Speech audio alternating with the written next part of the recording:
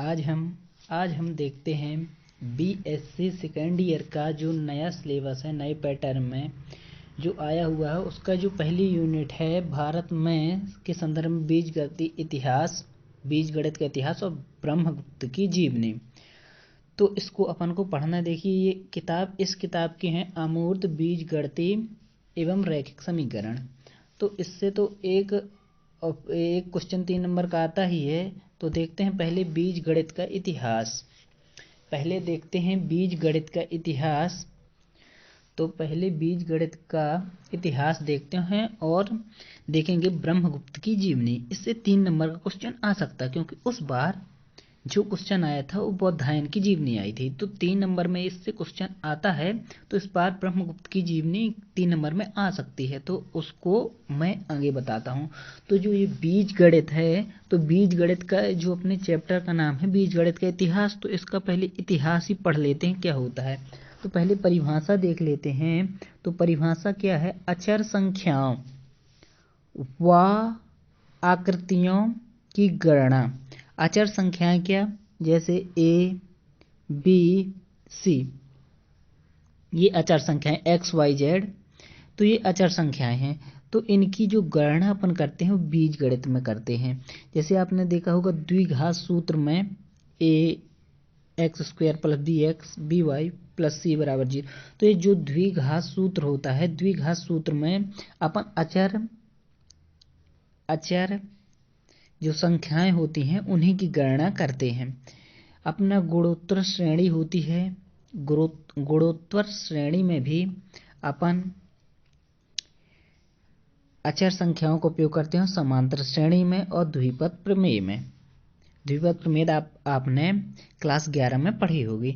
तो यहाँ पर अपन बीज गणित का उपयोग करते हैं। इसके अलावा समाकलन अवकलन में भी अपन एक्स वाई जेड मतलब इनका अचर संख्याओं का उपयोग करते हैं। तो ये अचर संख्याओं और आकृतियों मतलब त्रिभुज चतुर्भुज का अध्ययन भी बीज गणित के अंतर्गत आता है। तो त्रिभुजों के प्रकार जो हैं उनका अध्ययन करते हैं, तो वो कहलाता है बीज गणित। तो ये हो गई बीज गणित की परिभाषा। अगर आए 3 नंबर में तो इतना लिख दें और इसका थोड़ा इतिहास लिख देते हैं, तो अपना 3 नंबर का एक क्वेश्चन जो है वो कंप्लीट होता है। तो ये होता है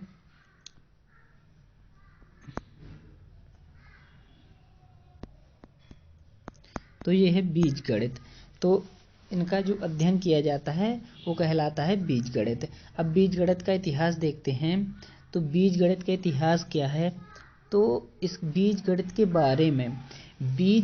बारे में सर्वप्रथम बौधायन ने अपने शूलभा सूत्र में बताया था। तो शूलभा सूत्र में इन्होंने सबसे पहले बीज गणित के बारे में बताया था। तो बीज गणित के लिए क्या होता है कि ग्रहों का जो अध्ययन किया जाता है, ग्रहों का, तो उसमें बीज गणित की आवश्यकता पड़ती है। एक तरफ से आप समझिए कि जैसे अपन मानते हैं कि एक कमरा है, एक कमरा नहीं कई कमरे हैं। इन कमरों का, जैसे कई कमरे हैं, देखिए ठीक है, ये कई कमरे हैं। इन कमरों का अपने को जो ये दीवारें हैं इनकी लंबाई चौड़ाई ज्ञात करनी है। तो अपन क्या करते हैं कि जैसे इतनी सारी जो आ जाती हैं ज्ञात करने के लिए, तो इनमें किसी दीवार की मतलब लंबाई को ए मान लिया, इसको बी मान लिया। वैसे कमरा तो घनाभ के आकार का बन जाता है ना। तो इसमें ए बी सी इतनी लोग भुजाओं को मानना पड़ता है, इनकी लंबाई ज्ञात करनी पड़ती है। तो यहाँ पर बीज गणित की आवश्यकता पड़ने लगी, क्योंकि गणना करने में मानने में कहाँ तक याद करते रहेंगे कि इस कमरे की लंबाई इतनी थी, इसकी चौड़ाई इतनी थी। तो जब जैसे कमरे बनाने होते हैं तो वहाँ पर इस कमरे की लंबाई इतनी है, इस कमरे की चौड़ाई इतनी है, तो उसको ए भी मान लेते हैं। तो ये यहाँ पर बौधायन जो थे उस समय दौर चल रहा था किसका? ग्रह के बारे में बताने में, पृथ्वी के बारे में बताने का दौर चल रहा था। तो इन्होंने शूलभा सूत्र की रचना की और बताया कि मतलब यहाँ पर उन्होंने बीज गणित के जो अंक होते हैं इनका उपयोग किया था सबसे पहले। तो शूलभा सूत्र की रचना में किया। जैसे अभी डिजिटल जमाना चल रहा है, डिजिटल क्रांति चल रही है, उसी प्रकार उस जमाने में ये क्रांति चला करती थी ग्रह इनके बारे में जानकारी बताने में। तो इसकी क्रांति चला करती थी। जैसे एक समय हरित क्रांति चल रही थी तो लोग जैविक खेती मतलब रसायनों का अत्यधिक उपयोग कर रहे थे, तो इसी प्रकार उस समय ये क्रांति चल रही थी। तो उस समय इन्होंने बीज गणित के बारे में बताया। अब ब्रह्मगुप्त जो है, ब्रह्मगुप्त ने जो बीज गणित है इसके बारे में कुछ खोजे की और इसे कुट्टा गणिता कहा। कुट्टा गणिता मतलब ब्रह्मगुप्त ने बीज गणित को कुट्टा गणिता कहा और इसके विषय में जानकारी दी।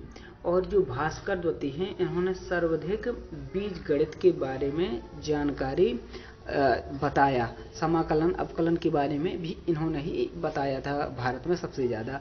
तो इन्होंने इसे क्या कहा, अज्ञात के साथ गणना का विज्ञान। जो अज्ञात संख्याएं हैं जिनका ज्ञान नहीं है, निकालना है जिनको, अपन आयत में देखते होंगे अज्ञात संख्याएं जो होती हैं आयत में ए बी मानते हैं और ए बी मानने के बाद या फिर वृत्त है त्रिभुज है, इसमें ए बी सी मानकर उनके मान ज्ञात करते हैं। कि इन्होंने कहा था अज्ञात के साथ गणना का विज्ञान।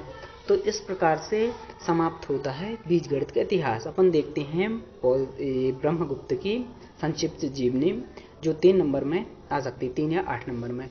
तो देखते हैं क्या है ये ब्रह्मगुप्त जो थे, ब्रह्मगुप्त की जीवनी अपन देखते हैं। 3 नंबर का आने वाला क्वेश्चन है, इतना तो सॉलिड है कि यही क्वेश्चन आएगा। तो क्या है, इनका जन्म जो हुआ था 597 कहीं कहीं 98 मिलता है, तो अपने को 97 किताब में भी लिखा तो 97 लिखना है। ईस्वी में हुआ था, जो भी चल रहा है ये 7वीं शताब्दी के करीबन इनका जन्म हुआ था, मतलब 7वीं शताब्दी के करीबन ये जी रहे थे। और इनका जो जन्म स्थान था राजस्थान में हुआ था। इनका जन्म राजस्थान में हुआ था, भीनमाल एक शहर कहलाता है, राजस्थान का है, वहाँ पर इनका जन्म हुआ था। और इनके पिता का नाम जिष्णु था। इनके पिता का नाम क्या था, जिष्णु। इनके पिता का नाम जिष्णु था। राजस्थान के भीनमाल में इनका जन्म हुआ था। राजस्थान के भीनमाल में इनका जन्म हुआ था।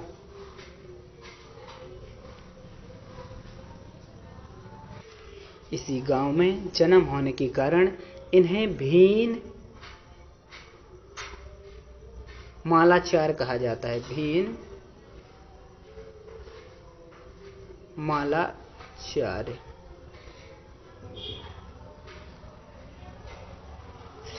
भीन मालाचार इन्हें कहा जाता है। यहाँ जन्म होने के कारण इन्हें भीन मालाचार कहा जाता है। ये आपको ध्यान रखना है कि इनका जन्म 597 एडी में हुआ राजस्थान के, और इनके पिता का नाम लिख देना है। और आपको डिटेल मिल सके तो आप लिख दीजिए। इनकी मृत्यु बता दूं, इनकी मृत्यु भी लिख देना है आपको। मृत्यु हुई थी इनकी 668 एडी में हुई थी। करीबन 70-69 साल जिए थे, तो इनकी मृत्यु हुई थी। इनके योगदान फिर आपको लिखना है। तो योगदान लिखना चाहें तो आपको लिखना है, पहला तो जो इनकी योगदान है खगोल शास्त्र में लिखना है। ये अपने आप को गणितज्ञ नहीं मानते थे, ये अपने आप को खगोल शास्त्री मानते थे। तो इन्होंने पृथ्वी की जो परिधि है उसे 36,000 बताया था। 36,000 पृथ्वी की परिधि बताया था। गुरुत्वाकर्षण जो है, गुरुत्वाकर्षण के बारे में भी इन्होंने कुछ बातें बताई थी। इन्होंने बताया था कि जो पृथ्वी है सूर्य का चक्कर 365 दिन 6 घंटे 12 मिनट और 6 सेकंड में लगाती है। ये आपको योगदान में अगर 8 नंबर का है तो इसके बारे में थोड़ा डिटेल से लिख दीजिएगा तो आपको नंबर मिल जाएगा। और 3 नंबर में, वैसे मैं 3 नंबर के लायक बता रहा हूँ, तो 3 नंबर में आपको ऐसे ही लिख देना है योगदान और उनकी जीवनी में, तो 3 नंबर पूरे मिल जाएंगे। तो अगला जो है, अब इनका गणित में योगदान देख लेते हैं कि गणित में क्या योगदान दिया इन्होंने। तो सबसे महत्वपूर्ण तो अपना गणित है, तो गणित के बारे में तो लिखना ही। तो इन्होंने सबसे पहले जो एक घाती समीकरण होते हैं उनके बारे में बताया था। जैसे एक घाती समीकरण ax - by + c = 0, ये एक घात समीकरण कहलाते हैं। तो इन्होंने एक घात समीकरण के बारे में बताया और द्विघात समीकरण के बारे में बताया और उसे कैसे हल किया जाता है यही बताया था। द्विघात समीकरण जैसे ax² plus by plus c बराबर 0। तो इन समीकरण को कैसे हल किया जा सकता है इनके बारे में इन्होंने ही बताया था। अगला तीसरा पॉइंट आप लिख देंगे इसी में कि इन्होंने पाई का मान इतना दिया था, कितना 3.162 दिया था। तो ये इन्होंने बताया था कि जो 10 का जो घन वर्गमूल होता है उसके करीबन होता है इसका मान। तो देखिए 3.144 होता है, करीबन थोड़ा ही ज़्यादा था, तो एग्जैक्ट था इनका भी वैसे फिर भी मान। और अगला होता है शून्यों के नियम दिए इन्होंने। तो ये शून्यों के जो नियम दिए उन्होंने दिए जोड़ में, जैसे 1 प्लस 0 को जोड़ने पर कितना आता है ये पहले किसी को पता नहीं था, तो ये नॉर्मल हो गया है। और दिया था 1 माइनस 0 बराबर क्या होगा, अगर 1 गुणे 0 करते हैं तो क्या आता है। ये शून्यों के नियम थे, ये इन्होंने दिए थे। अगर और मतलब अपना कहना चाहें तो इन्होंने इनका जो भाग वाला नियम था वो फेल हो गया था, गलत हो गया था। भाग में जैसे अपन होता है 0/1, मतलब 1 में 0 का भाग देते हैं तो 0 आता है, लेकिन 1 में 0 का भाग देते हैं तो यहाँ पर इन्फिनिटी आता है। तो यहाँ पर इन्फिनिटी आता है। तो ये जो इनका भाग वाला नियम था ये फेल हो गया था, ये आपको ध्यान रखना है। तो ये आप नोट करते जाइए, लिख लीजिए, क्योंकि बहुत ही सरल भाषा में है, बस आपको लिखना है एग्जामों में, शायद आपकी हेल्पफुल हो सके। मेरे तो मैं अपने लिए तो बना ही रहा हूँ, शायद आपके लिए भी ये वीडियो हेल्पफुल हो सके। चक्रीय चतुर्भुज, जो चक्रीय चतुर्भुज होता है उसके लिए प्रमेय और सूत्र इन्होंने ये दिया था। चक्रीय चतुर्भुज ये सबसे प्रमुख इनकी खोज थी। तो चक्रीय चतुर्भुज कैसे होता है, मतलब एक वृत्त रहता है, उसके अंदर एक चतुर्भुज बना रहता है।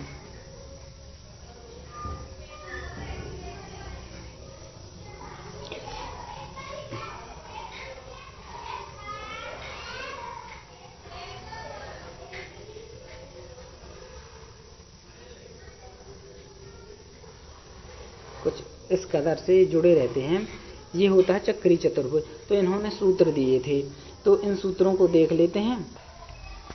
तो इन्होंने चक्रीय चतुर्भुज का जो सूत्र दिया था वो दिया था, जैसे चक्रीय चतुर्भुज की ABCD 4 भुजाएं हैं और अगर इसका अर्ध परिमाप x है, तो जो x होता है, मतलब अपन ने हीरोन का सूत्र अगर आपने पढ़ा हो तो 2s बराबर होता है। तो मैंने यहाँ पर x मान लिया है, तो मतलब 2s कर लीजिए, x कर लीजिए, बराबर जो रहता है a plus b plus c plus d रहता है। तो इससे x का मान निकाल लेते हैं, जो कि क्या रहता है, इसका अर्ध परिमाप रहता है ना। तो x यहाँ अर्ध परिमाप रहता है, तो जो इसका सूत्र क्षेत्रफल का सूत्र रहता है ये सभी अंदर में है, एक लाइन में ही है, लेकिन मुझसे पूरे में लिख गया है। तो x minus a, x minus b, x minus c और x माइनस d रहते हैं। हीरोन ने जो बताया था क्षेत्रफल का जो सूत्र वो त्रिभुज के लिए बताया था, तो उसमें क्या रहता था, 2s बराबर रहता था a plus b plus c रहता था। 2s बराबर या s बराबर a प्लस b बटे 2 रहता था। और इन्होंने बताया था x minus a, x minus b, x minus c, x minus d, ये था चक्रीय चतुर्भुज के लिए इनकी सबसे प्रमुख खोज थी। इस प्रकार से ये जो यूनिट 1 है वो ख़त्म होती है। अगले वीडियो में देखेंगे अपन यूनिट 2। यूनिट 1 का जो चैप्टर 2 है समूह के बारे में, उप समूह के बारे में देखेंगे। अगर वीडियो अच्छी लगे तो अगली और वीडियो देख लिया करिए, है ना। वैसे मैं अपनी तरफ से तो पूरी कोशिश करता हूँ कि जो मैंने पढ़ा है वो आपको भी बता सकूं। धन्यवाद देखने के लिए।